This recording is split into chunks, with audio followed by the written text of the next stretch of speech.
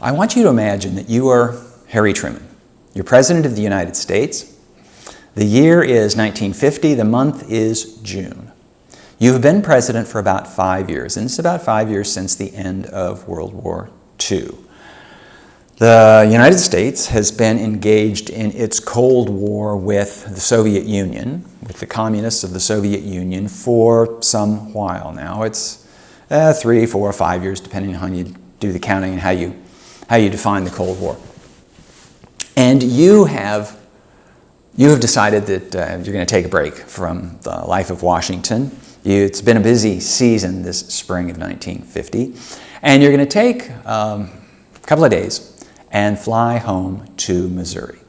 You, Harry Truman, from Missouri. You've lived in Independence, Missouri for many years before moving to Washington. And so you're going to go home to Independence. You're going to see relatives. You're going to visit the family farm. You're going to have a nice dinner with your family and friends. And you're about to sit down to dinner when you get an alarming bit of news. The news is that war has broken out in East Asia, in particular in Korea. Korea has been divided between a communist North Korea and a non-communist, anti-communist South Korea. North Korea is an ally of the Soviet Union. It has Soviet sponsorship.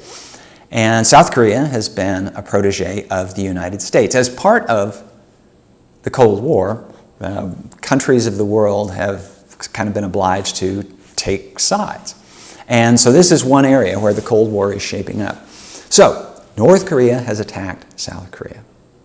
This appears to be the first time in any important way that the Cold War is turning hot. The Cold War, this period of tension short of military hostilities, is turning into a hot war, a regular war where soldiers are fighting, shooting at each other, killing each other. Now, you're the President of the United States. You have to decide what to do. Will you send troops to the defense of South Korea? Will you look to the United Nations? Will you look to America's allies? What are you going to do, Mr. President? This is your decision.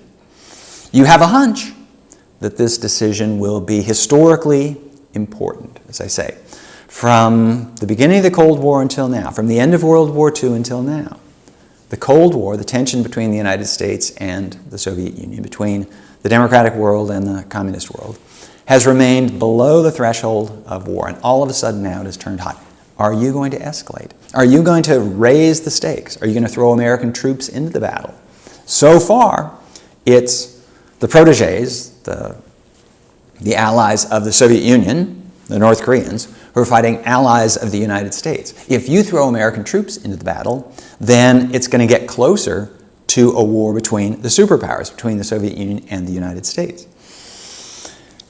On the other hand, if you do nothing, perhaps the North Koreans will overrun South Korea, communism will expand, and this will be a blow to the prestige of the United States in the Cold War, not to mention the damage that it does to the interests, even the lives, of the South Koreans themselves. So this is a decision you have to make. I want you to think it over, and I want you to consider what you might do. Now, the first thing that you would do as a commonsensical president, and Harry Truman was nothing if commonsensical, you would ask your advisors, okay, so what's behind this? What's going on? And you'd look for sort of the history of this conflict, the deep background. You'd want to know what's going on in Korea itself, who the players are, what the interests are. You'd want to know what the effect on the surrounding region might be. So are there bigger interests involved here than just Korea? So this is what you as President of the United States would want to find out. And so I'm going to serve as your advisor. I'm going to give you the background of the story.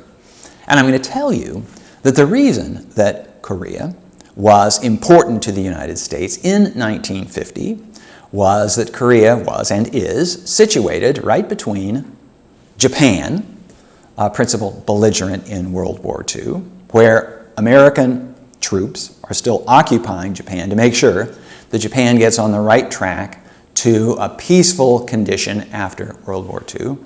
Japan on one side, Japan on one side, Korea in the middle, and then China on the other side. China is the big fish in this part of the world. It is, in 1950, the world's most populous, that is, has the most people, country in the world. And it is a big player in East Asia. So you, Mr. President, you need to know that American interests in China go back more than 50 years, but we'll start about 50 years earlier. So around 1900, China, which had been a great civilization, a great empire, was falling into pieces. Its glory days were behind it, and parts of China were being nibbled at by imperial powers of the time. So Korea, which adjoins China, had long been under the control of China. It was almost a client state to China. But in the 1890s, Korea was occupied by Japan. Japan was the up-and-coming power. And Japan occupied Korea and made it part of Japan's sphere of influence. And Japan looked as though it might be wanting to take more of China. The European powers, the British, the Germans in particular, they wanted to gain portions of China. The British had control of the island and surrounding region of Hong Kong, and they had basically a foothold on the southern coast of China there. And they wanted to improve their situation. The Germans were getting aggressive. Germany had been kind of slow in getting into the imperial contest, and so they were looking for a sphere of influence. Russia was always up to the north of China and looking like it might kind of march down and peel off pieces. So the United States decided it needed to do something about this. American interests in China went back to the days of American missionaries in China. American Christian missionaries would go to China and convert what they called the heathen or the pagan Chinese to Christianity. And they didn't have a whole lot of luck, but they did gain a knowledge of China. So crucially, at times in the 20th century, the people in the United States who knew the most about China were missionaries and their children. And so these were sometimes called the Mish kids, the children of the missionaries, who had grown up in China, who could speak Chinese, who knew Chinese culture. Now, they had a particular take on China, being missionaries and of that frame of mind, but they were very knowledgeable. Anyway, the United States took the position that China must not be partitioned, must not be broken up among the competing imperial powers. And the model for how China might be carved up was Africa, which in that same era had been carved up into slices by the imperial powers. And the United States thought that when applied to China, this would be a really bad idea, in part because of the interests of the missionary kids, the missionaries, for the well-being of China. If China was carved up, China would be weak, it would become prey to the interests of the imperial powers, who would have no good in their minds toward China. So it was partly for the good of the Chinese themselves. It was partly for the good of the United States, because the first thing that the imperial powers did when they carved off a piece of China was to close that part of China to foreign investment, to foreign merchants. And the United States didn't want to get shut out of China. American industrialists, American merchants, American investors, they like the idea of markets for American products, markets for American investment. And so it was part of America's support for the freedom of neutral trade and so on during wartime that the United States adopted something that it called its open door policy toward China. And the idea it was a statement by the American government that the interests of the United States, the interests of the world,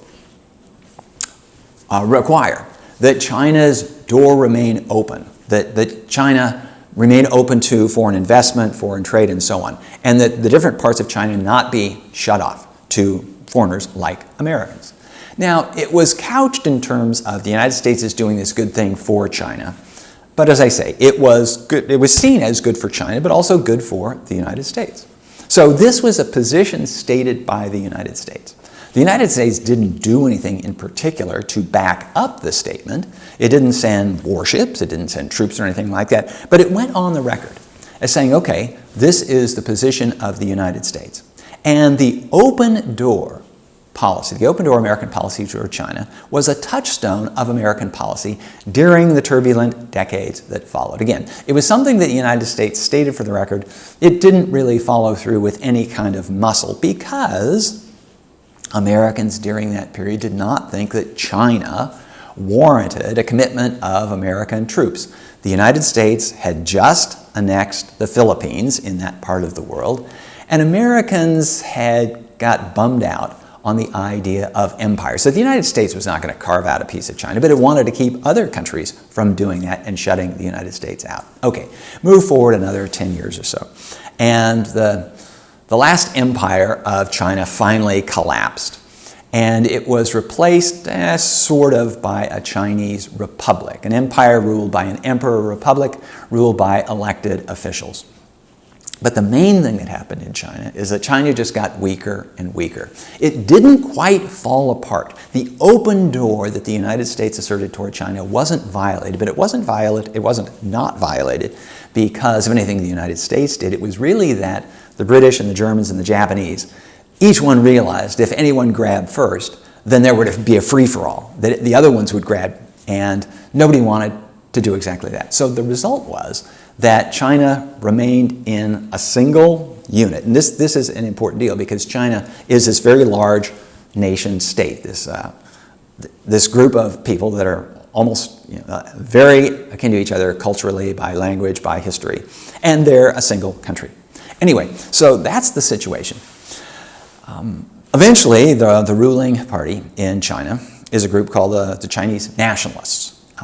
The Chinese name is Kuomintang, and they are led by a man named Chiang Kai-shek. And this is a group that takes power in the 1920s. It's not a democratic government by any means. It's perhaps less dictatorial than the old emperors, but it's a government that a whole lot of Chinese don't like. And a result, especially the peasants who constitute the largest part of the Chinese population, live mostly in the countryside. And so a competing force emerges purporting to speak for the peasants and to take their side. And this is the Communist Party. So we have the Chinese Nationalist Party and the Chinese Communist Party. The Communists are led by a man named Mao Zedong. And Mao will become the first leader of Communist China, but that anticipates things. Anyway, so a civil war breaks out in China between the Nationalists and the Communists, and various other groups that attach to all these. And this civil war goes on from the 1920s through the 1930s. And neither side can deal a knockout blow to the other. And so the world is watching as this takes place. There is this big country that is in disarray, and large parts of the countryside are controlled by the rebel Communist Party and its army, the People's Liberation Army, and the large parts of the countryside and the cities are controlled by the nationalist armies, and the rest of the country is kind of in disarray, inviting the very breakup, inviting the very invasions by foreigners that the American open door policy had been created to try to prevent. Against this background, Japan, which is growing more powerful, decides to make its move. And so in the early 1930s, Japan sends its armies into the northeasternmost province of China, Manchuria.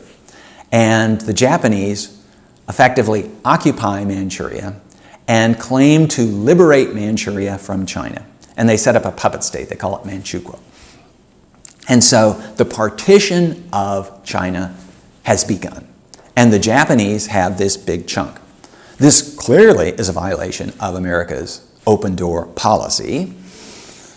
And the President of the United States has to figure out what to do about this. The President is first Herbert Hoover and then Franklin Roosevelt.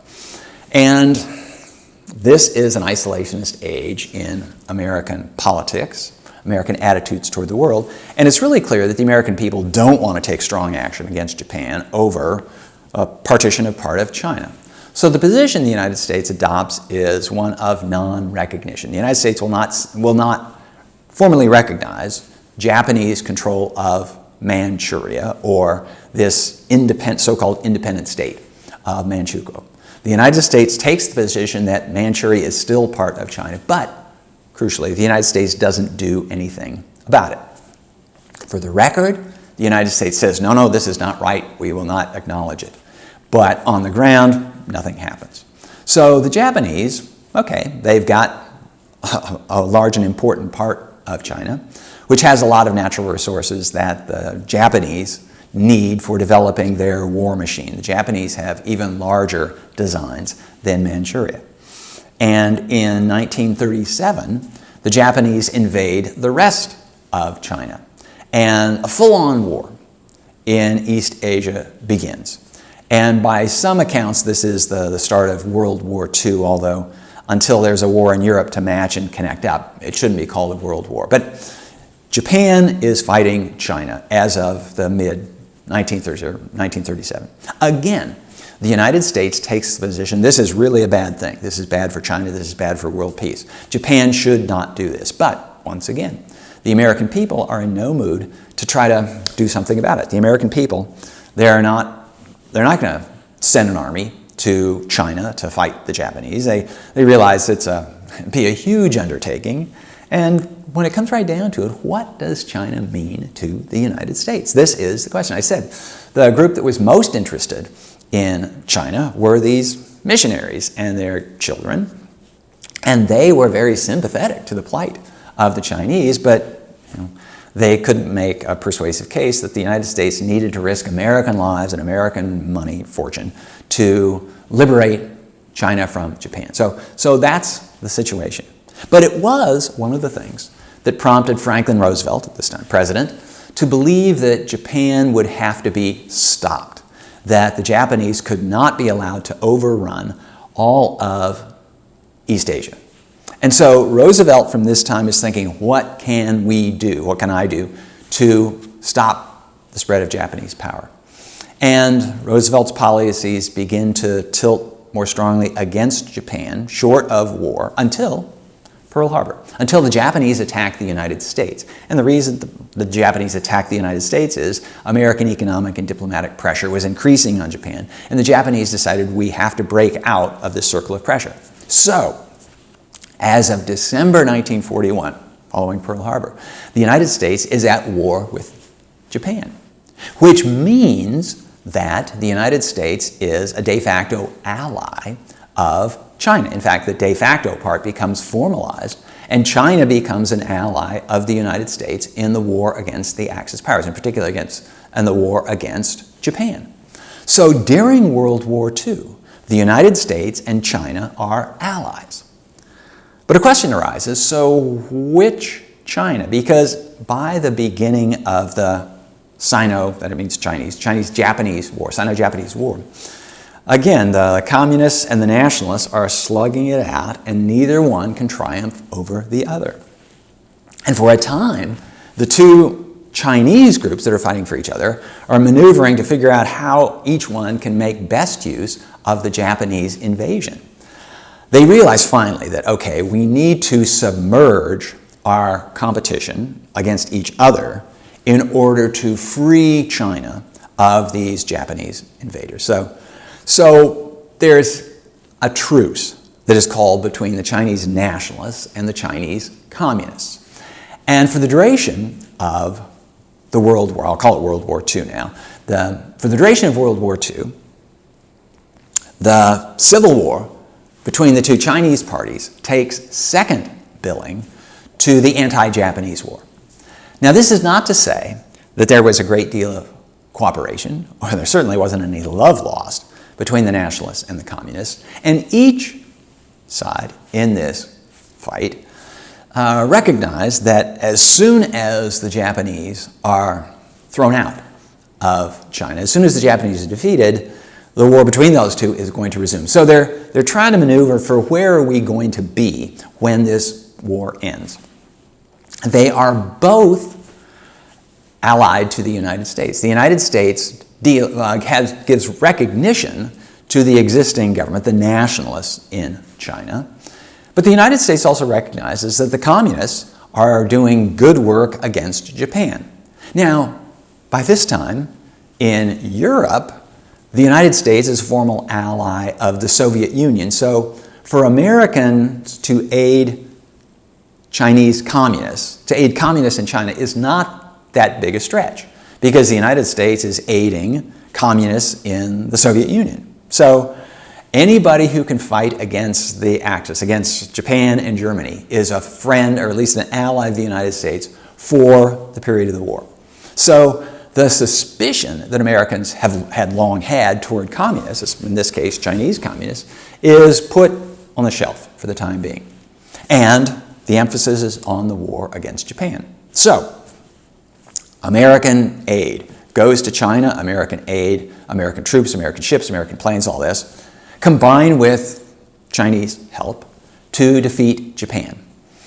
And at the end of the war in the Pacific, in the summer of 1945, Japan is defeated.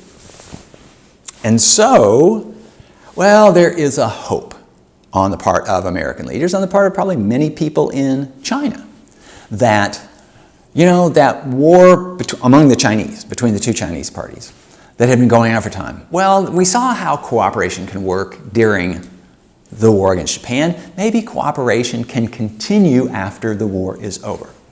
It turned out that that was a vain hope, perhaps even vainer than the hope that the suspicion with which the United States and the Soviet Union had eyed each other before World War II would just go away after the war, having been put on the side during the war.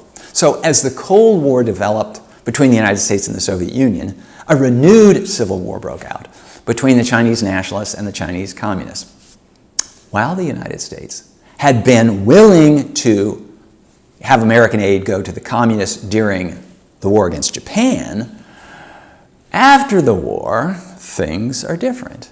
And after the war, as the Cold War develops, and the United States finds itself aligned against communists in the Soviet Union and Soviet communist allies in Eastern Europe, well, it's only natural that the United States should look askance, look with disfavor upon the communists of China.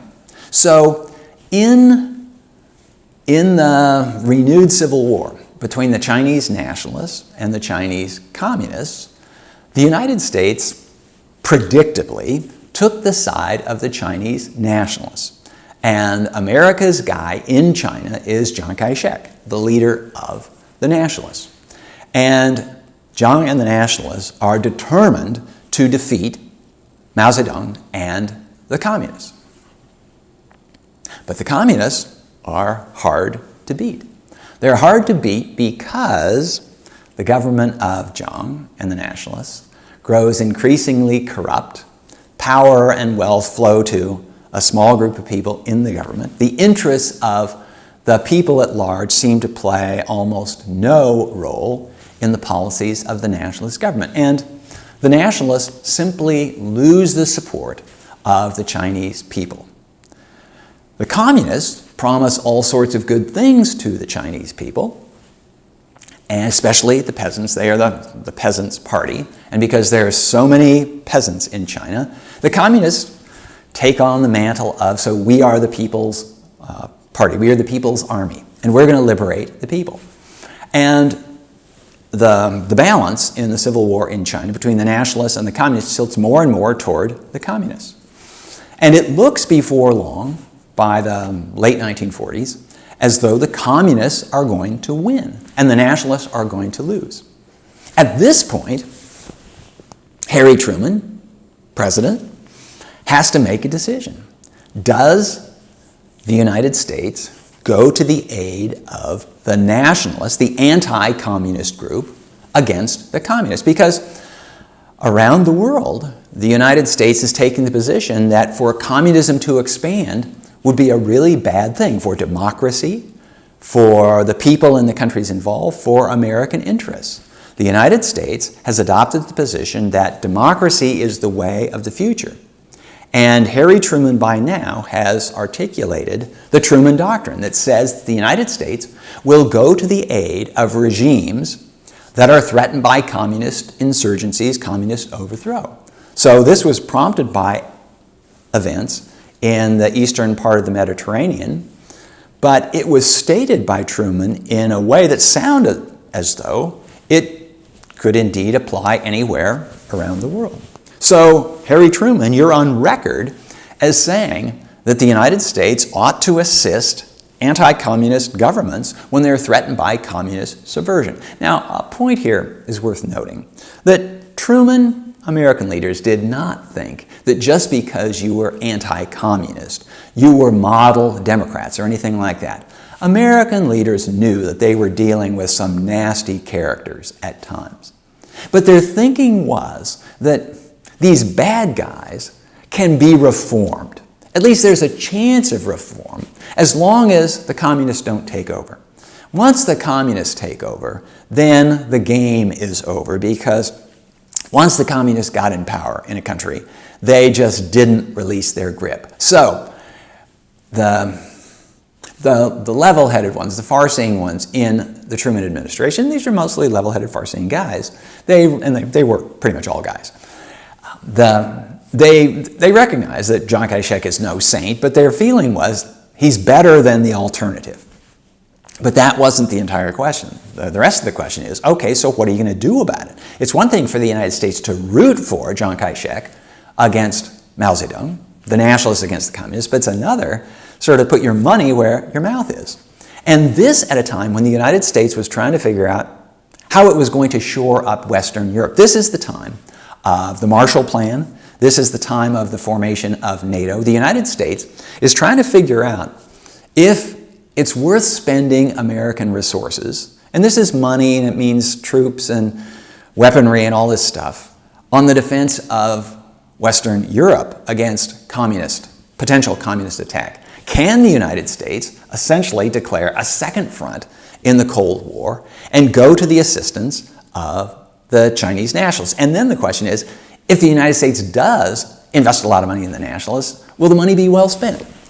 So Truman sent various advisors and inspectors to China to look at the situation, and they pretty much all concluded that Chiang Kai-shek's government, the nationalists, were a lost cause. You send the money, and the money is going to go into people's pockets and secret bank accounts. It's not going to stop the communists. And so the conclusion that the Truman administration drew from this was that now there's no point throwing good money after bad money after good money, throwing any more money into China. So the Truman administration took the position, we're just simply going to back out and let what happens in China happen. And what happened was that the communists won. The communists completed their military conquest of China, or more precisely of the Chinese mainland. In 1949, the communist armies drove the armies of Chiang Kai-shek and the nationalists off the Chinese mainland to the island of Taiwan. It had been called Formosa when under Japanese control, and was under Japanese control up until the end of World War II, but drove the nationalists to Taiwan. About 100 miles separates Taiwan from the Chinese mainland. And the communists didn't have the amphibious materials necessary to chase them onto Taiwan. And so there the nationalists remained. They claimed that we are still the government of China, but they didn't control China. The ones who controlled China were the communists. And Mao Zedong, in the autumn of 1949, proclaimed the People's Republic of China, this communist regime in China. And for the communist movement in China, certainly, for the communist movement in the world, this is a great victory. Already in the Soviet Union, the world's largest country geographically has a communist government as of the 1910s, the time of the Russian Revolution. Now, the most populous country in the world, China, has a communist government. It looks as though it looks as though communism is on a roll. So this is part of the background that Harry Truman has to keep in mind as he makes his decision how to respond to the North Korean attack against South Korea.